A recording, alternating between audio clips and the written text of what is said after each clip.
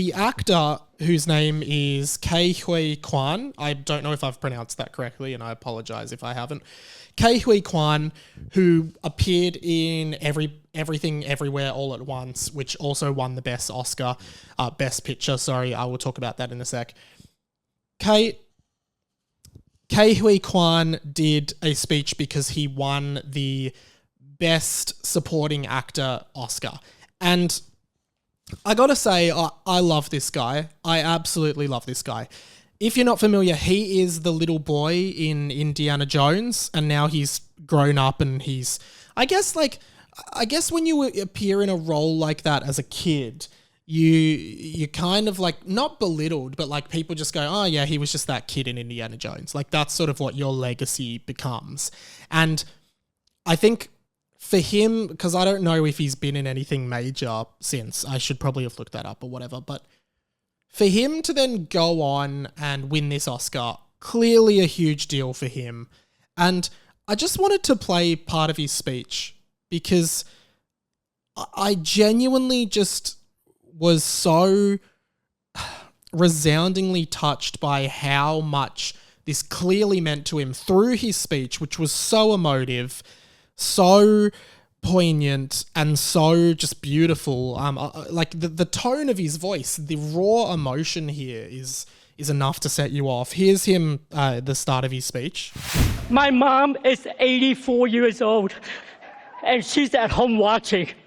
Mom, I just won an Oscar.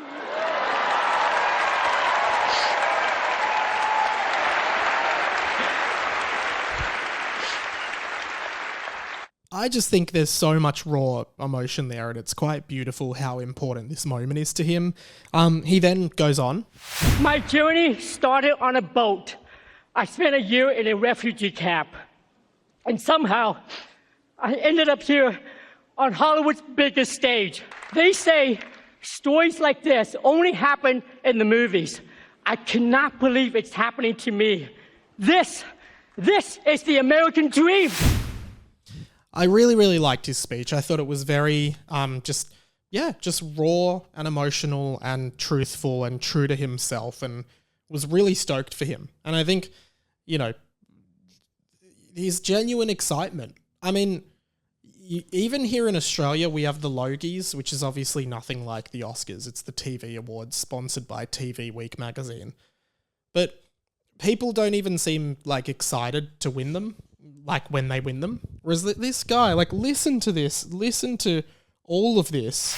My mom is 84 years old, and she's at home watching. Mom, I just won an Oscar.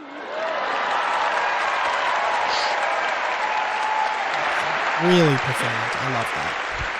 Brendan Fraser took home Best Actor for his role in The Whale. I saw The Whale and I thought again, really profoundly good film.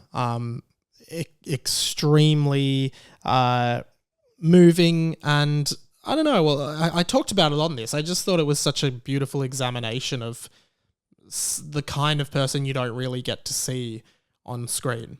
And I thought Brendan Fraser's performance was just stunning in that movie. I thought everyone's performance in that movie was actually incredible. But of course, the starring moment was Everything Everywhere All at Once, winning the Best Picture Oscar, which I thought was well deserved.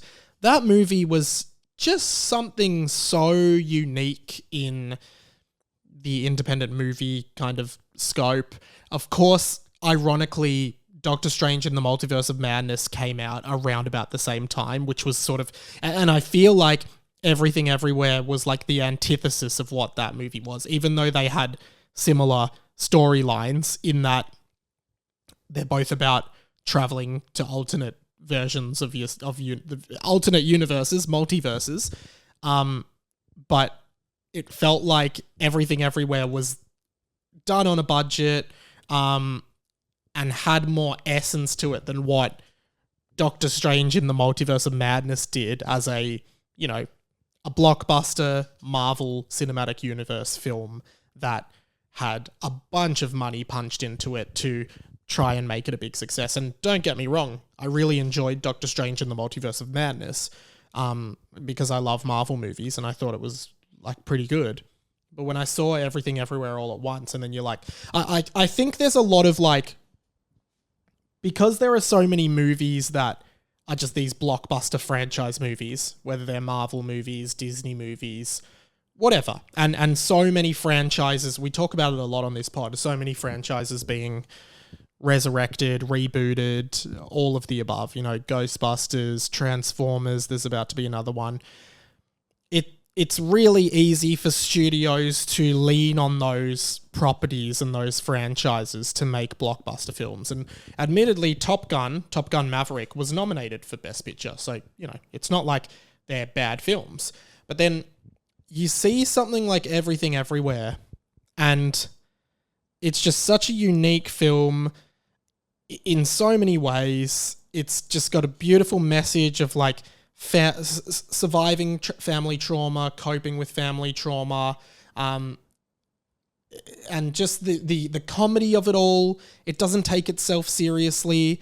You know, looking into these other universes, some of which are like where you have sausages for fingers, and some are like where you're just a rock, and all of that kind of stuff, and just exploring that concept in so much more detail than what I think Doctor Strange did.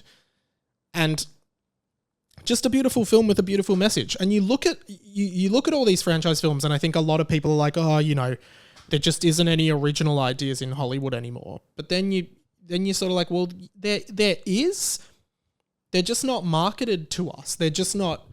They just don't have as big as a budget, so people don't hear about them as much as they hear about Marvel.